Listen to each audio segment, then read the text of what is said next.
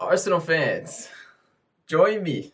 Have a drink. Pour something up. We finally managed to beat the madman Mourinho. Oh, a beautiful day. A North London derby win.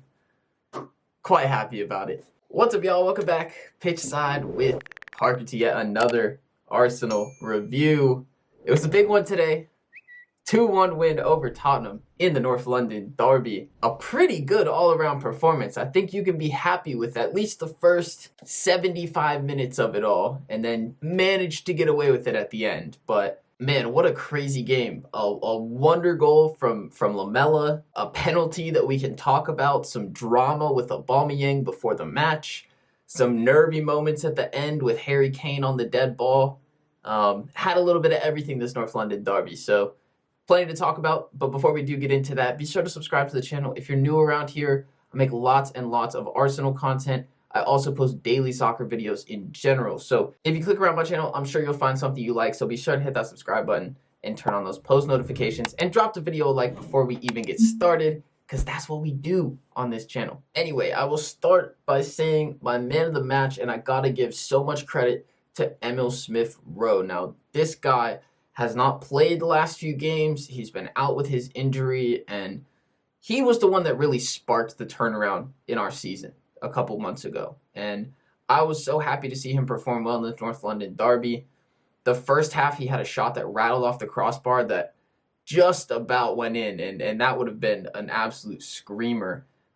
He was great all game, torturing Doherty on the left, or on the right back for Spurs, just giving him so many problems. Should have had an assist in the first half as well. Some great play on the end line and cutting it back to Lacazette, who was not the finest finisher today.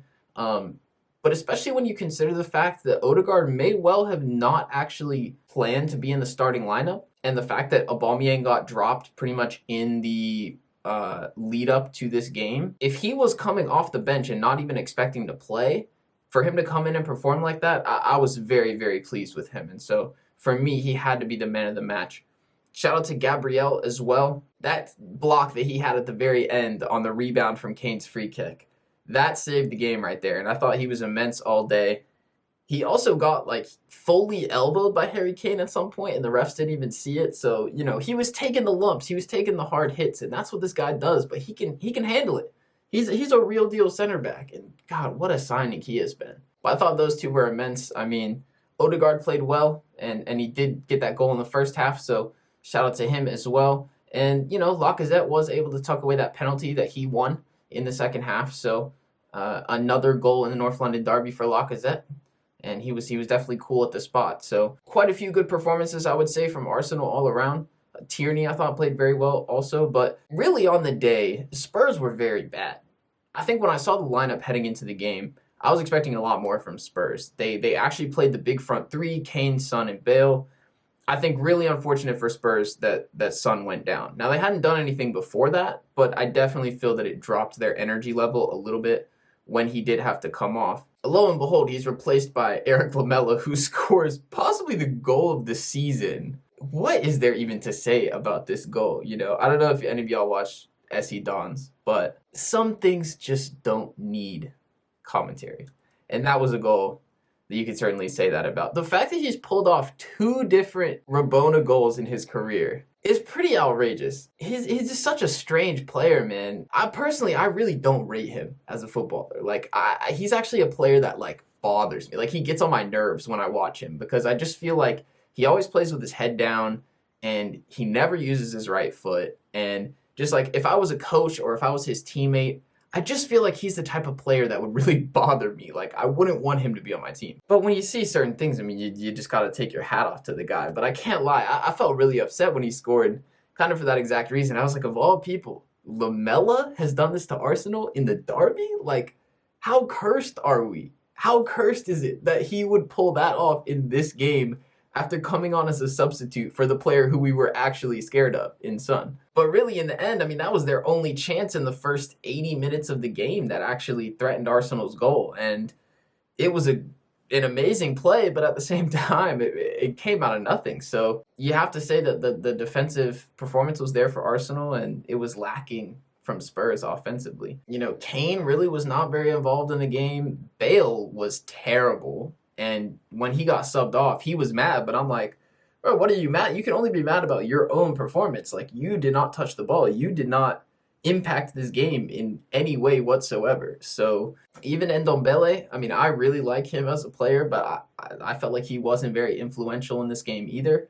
Perhaps because he was being played deeper. But I thought that with that starting lineup, including him and Lucas plus the front three, I thought that that would mean Tottenham would be a little more expansive. But really, it was the same old from them. They sat back, and Mourinho somehow managed to even make that lineup not look very threatening. Now, I'm very happy with the result. Look, to beat Mourinho, to break the losing streak in the North London derby. But there are two things that I want to talk about from an Arsenal perspective that really did bother me today. The first is the handling of the game towards the end. Lamela got a second yellow card for his little arm tap on Tierney.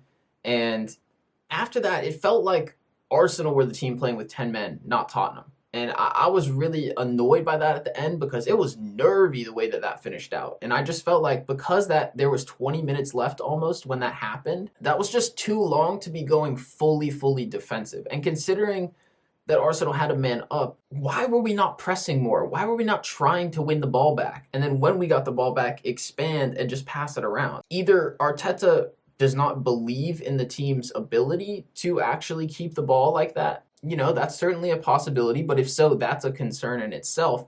Or he was telling them, just lump it up the field and drop back and play defense. And either way, I just don't feel like it was handled very well. And so that for me was a concern, and I would have liked to see them see off the game better because I do feel like that's something that Arsenal has gotten better at under Mikel Arteta, but this really felt like an endgame Emery performance or an endgame Wenger performance even, to go back a little further. And then the other thing we got to talk about is Aubameyang. So Aubameyang is dropped from the starting lineup before the game, and it came out in The Athletic and via an Arsenal spokesperson that he was basically late for a team meeting today, and it was not the first time that it had happened, so Arteta decided to punish him and put him on the bench. He couldn't fully drop him from the squad because it was so close to the match happening and they had already submitted their matchday squad. And my thoughts on this are that I agree with Arteta's decision, but I don't really like the way that it was handled because I felt like Arteta was really setting himself up to make this game about that. If it had gone differently, the only thing people would be talking about today is Aubameyang and Arteta. You should be coming correct on Derby Day. Like, Aubameyang, there's no excuses for that, bro. I'm sorry. I love you. You're the captain. I think a lot of times you're unfairly criticized for, you know, being a problem off the field or whatever, a lot of the nonsense that papers run with and stuff. But in this case, if you're showing up late to a meeting on Derby Day and you're the captain, that's a problem. So I agree with Arteta for disciplining him for that.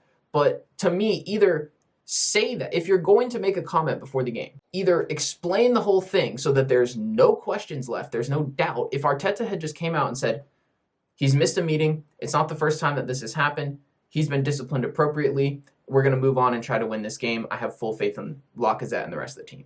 If you just said that, there would be no problems. Nobody would have any questions about this. But because he didn't specify what it was, but he did decide to say that it was a discipline issue, he's just raised all these questions before kickoff and all this stuff. And honestly, in a sense, I'm glad that fans weren't at the game because based on the kind of outrage and uproar that was on Twitter in kind of that 30 minutes leading up to the game, if there were fans in the stadium, that pressure would have gotten so much higher on him. And I just feel like that's something that he really needs to learn from because it's not the first time this season that he's handled a man management situation really questionably. And also, it just wasn't really consistent with some of his other man management situations as well. Because, like, didn't Willian break team rules and go to Dubai? And he never got punished for that, and Arteta defended him as well. And then you look at the way the whole Guendouzi situation was handled, and I don't know, man. There feels like there's a lot of inconsistency, and Arteta never just shoots straight, which is what bothers me. What reason do you have to come out and speak about it before the game if you're not actually going to give answers about it? You're just making it into a big deal when it doesn't have to be. Even if you just said, he's out, I won't be taking any questions, or it's tactical, and you just lied, like, in a way, I would rather that, because I don't want this to be a story before one of the biggest games of the year. But anyway, I would definitely be curious to hear what your thoughts are on that one. Definitely a tricky situation. You know, you have to wonder what will happen with Aubameyang going forward. Will he be able to stay the captain? Will he be put in the next game? I don't know, because Arteta's track record is so dodgy and there's been no consistency, so it's hard to know. But definitely leave your thoughts on that in the comments. Leave me your man of the match as well. If you agree that it was Smith Rowe, if you thought it was somebody else, definitely let me know. And as I said, subscribe to the channel if you're new. Drop this video a like if you're happy that Arsenal won today. And I will catch y'all in the next video. Peace.